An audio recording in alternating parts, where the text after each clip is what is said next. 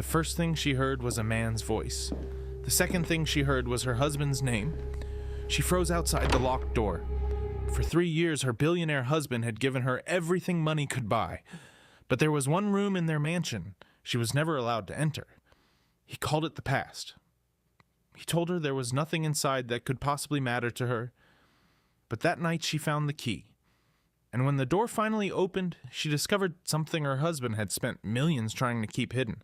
Someone was living inside. And the moment that person saw her, he whispered 6 words that made her realize that she had never truly known her husband.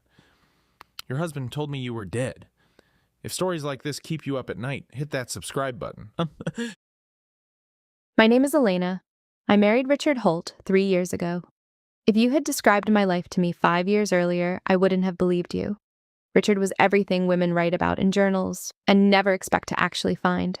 Generous without being showy, protective without being controlling, the kind of man who remembered the small things, the coffee order, the anniversary of your mother's passing, the name of your childhood dog. He was also extraordinarily wealthy. Old money, people assumed. But Richard never talked about his family. Said his parents were gone, said he'd been essentially alone since his early 20s, said the company he ran had been his entire focus for years before I came along. I didn't push. Everyone carries something they'd rather not unpack at the dinner table. The mansion was his before we married. 40 rooms across 3 floors. More space than 2 people could ever need.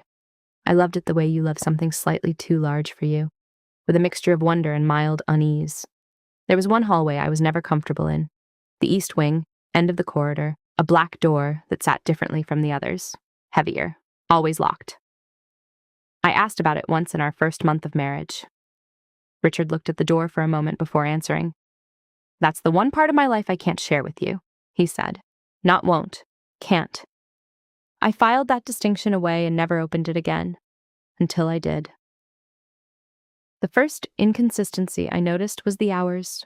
Richard traveled for work constantly. That was normal, but occasionally he'd disappear inside the house. Not to his office, not to the gym, just gone. For 2, sometimes 3 hours. No explanation offered. No question invited. The second inconsistency was the staff. I'd worked through 3 housekeepers in 3 years. Each one left without fully explaining why. The woman we had now, Maria, had been with us 8 months. She was efficient, quiet, and completely unwilling to walk past the east hallway. I'd watched her reroute herself through the entire west wing to avoid it 3 times in 1 week. When I asked her about it, she said, "Some doors are better closed, Mrs. Holt." I stopped asking. The third inconsistency was the sound. I'd heard things from that corridor before. Faint, easy to dismiss, a creak, a shift, the kind of sounds old houses make when they settle. But one Thursday evening, Richard was on a call in his study, and I was walking past the east hallway when I heard it clearly. A man's voice, low, controlled, saying Richard's name, not calling for him, not asking a question, just saying it. The way you say a name when you're talking to yourself about someone, when the name has weight you can't put down. I stood outside that door for a long time. Then Richard's study door opened down the hall and I walked away, but I didn't forget what I'd heard. 2 weeks later, Richard got an emergency call at 11 p.m. I heard him in the hallway, urgent, low, the kind of voice that means something has gone wrong somewhere that needs him immediately. He was gone within 20 minutes, kissed my forehead, said he'd be back by morning, didn't explain further. I lay in bed for an hour, then I got up. Maria was still awake, sitting at the kitchen table with a cup of tea she wasn't drinking. She looked up when I walked in, like she'd been waiting. We looked at each other for a moment without speaking. Then she reached into the pocket of her apron and placed a key on the table between us. An old key, black metal, heavy.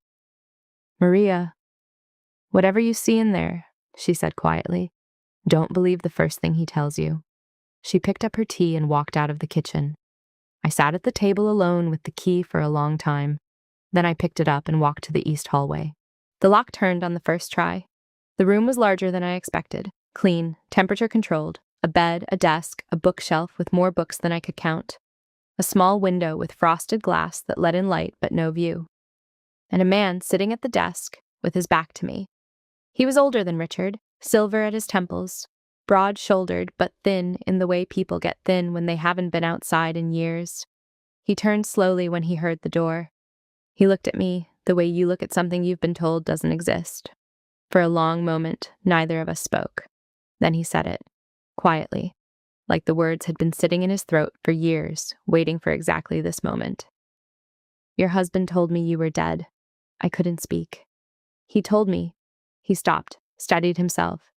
He told me he was alone, that there was no one, that it was just him.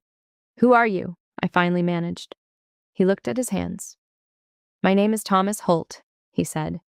Richard is my younger brother. Then he looked up at me and asked the question I hadn't expected. Does he still love you? Not, get me out of here, not, you have to help me, just, does he still love you? I didn't know how to answer that anymore. I stayed in that room for 2 hours. Thomas told me slowly, carefully, the way someone tells a story they've never been able to tell anyone before.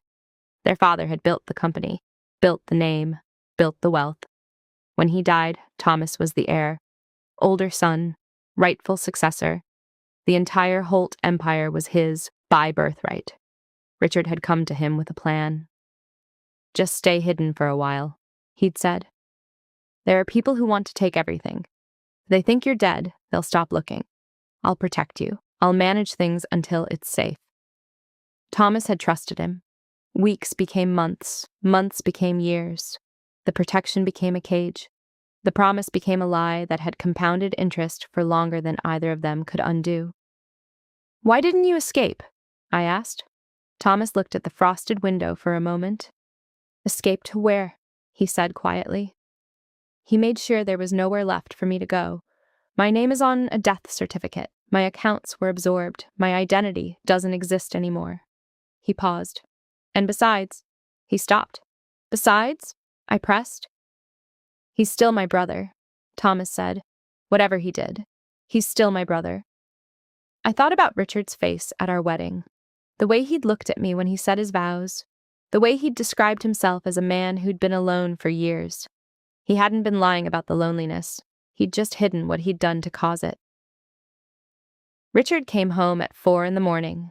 I was sitting in the living room with the lights on. He stopped in the doorway when he saw me, looked at my face, looked at the key on the table between us. He didn't say anything for a long time. Then he walked to the armchair across from me and sat down. Not the posture of a man caught. Not the straightened spine of someone preparing a defense. He sat the way a person sits when something they've been carrying for years finally gets put down, whether they're ready or not. His hands were shaking. I waited. I prayed you'd never find him, he finally said. Why? I asked. Because it would end us? Or because you'd have to say it out loud? He looked at his hands for a long moment. Both, he said quietly. He told me everything without me asking. The plan that was supposed to be temporary, the weeks that became years, the death certificate he'd filed to protect the secret. The identity he'd absorbed so completely that he'd almost forgotten it wasn't his. Almost. I built all of it, he said. Everything I gave you, everything we have. I built it on his name, his inheritance, his life. He looked at me. I kept him alive because I couldn't do the other thing, he said. I know that doesn't make it better. It doesn't, I said. I know. We sat in silence for a long time. I didn't leave that night. I didn't stay either. Not really. I packed a bag and told Richard I needed time. He nodded, didn't argue, didn't reach for me the way he usually would. Maybe he understood that some things you can't reach across. Thomas was moved out of that room within the week. Richard's lawyers began the process of what comes next. The legal resurrection of a man who has been dead on paper for years. The unraveling of an empire built on a stolen identity. I don't know what happens to the company. I don't know what happens to Richard. I don't know what happens to Thomas, a man who wanted freedom and now has to figure out who he is inside it. I think about the question he asked me first. Not, help me. Not, get me out. Does he still love you?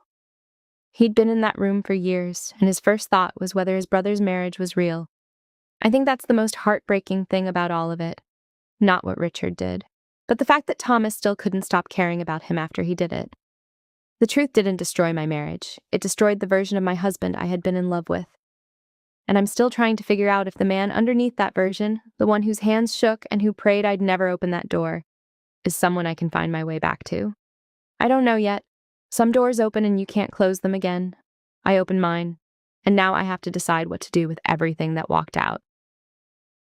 And if this one stayed with you, hit that like button. Tell me in the comments, would you have stayed or walked away? I'll see you in the next one.